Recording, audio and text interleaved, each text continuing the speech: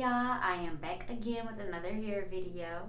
I'm doing another aloe vera pre-poo, but I also added apple cider vinegar to this just because it helps clarify your hair and get rid of the dirt and the buildup. I have a video shoot tomorrow with a song that I'm featured on, and it's a 90s aesthetic. So I'm gonna wash my hair, deep condition it, and then I think I'm gonna blow it out to make it big and try to probably add some wine curls in it, but I kind of don't want to add heat to it. So I don't know. I'm trying to figure out how I'm gonna make it wavy. Probably do like a braid out, twist out. I don't know, but a dry one. So we'll see how that goes, and we'll just go ahead and get into it. So we're gonna start off by saturating our hair with the pre-poo mixture. And so I took it and put it into my mister bottle. But if you remember back to my last video when I was putting it in my hands and I was like, oh, I should just put it in my mister.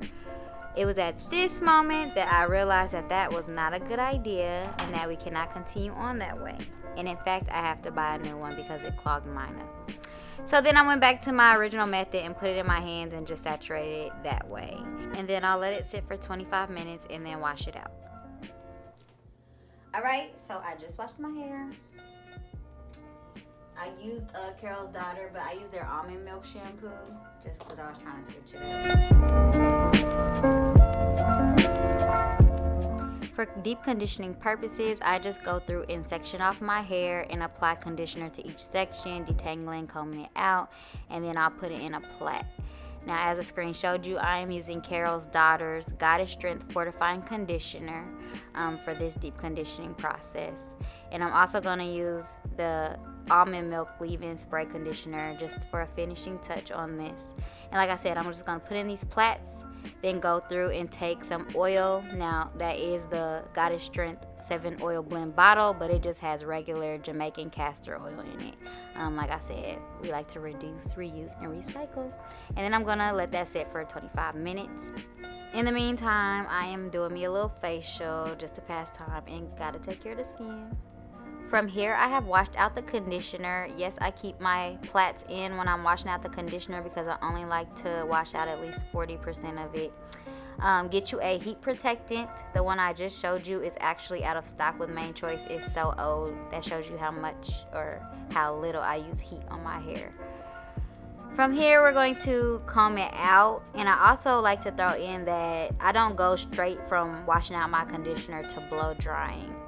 I let it air dry for at least 45 minutes because it actually meets the blow dryer halfway and makes the process way more smooth and easier to manage, especially if you have thick hair like mine.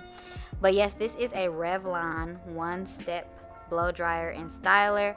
I absolutely love this blow dryer, especially again for my thick hair ladies.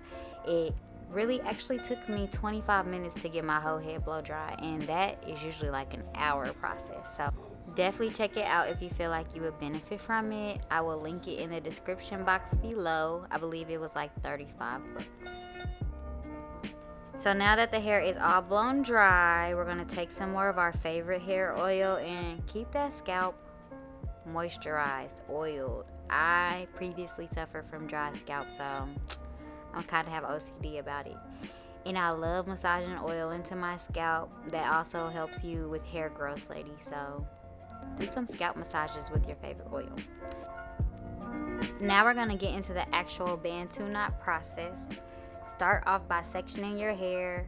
You can have big sections. You do not have to have 75 Bantu knots in your hair for it to be successful.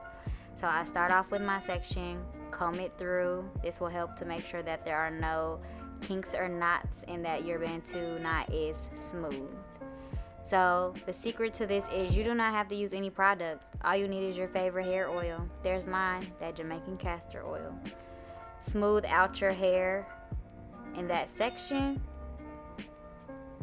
Again, making sure that it's smooth and it does have something to work with. And then you're going to get to twisting.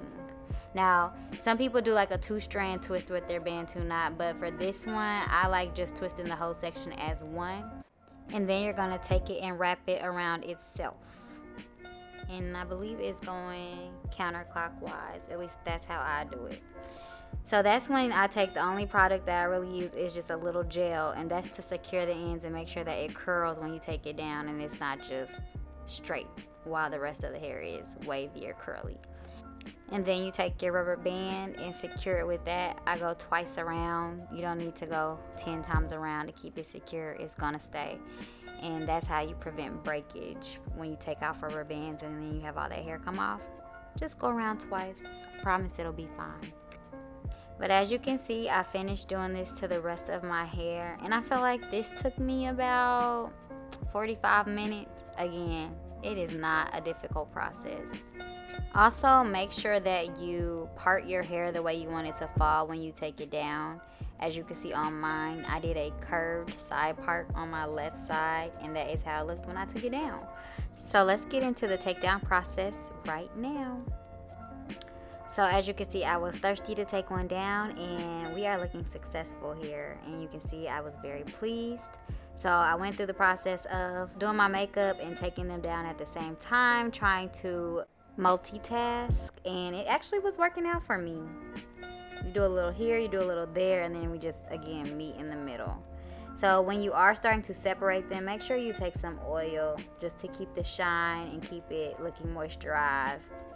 But yeah, you just pull them apart, and it's really simple, really easy. I was really feeling it. I was so happy this turned out great because I could not be looking crazy in this video. My makeup was cute too.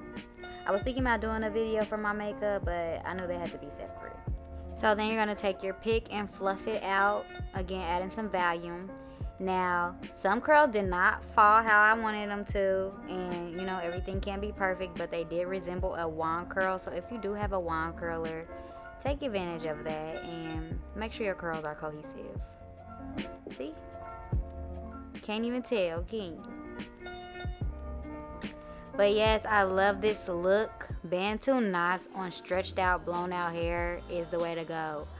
I don't like them on my wet hair, so I probably won't ever do them like that again. This is definitely going to be a new go-to style, and I give this an A+. Here is the final look. Yes.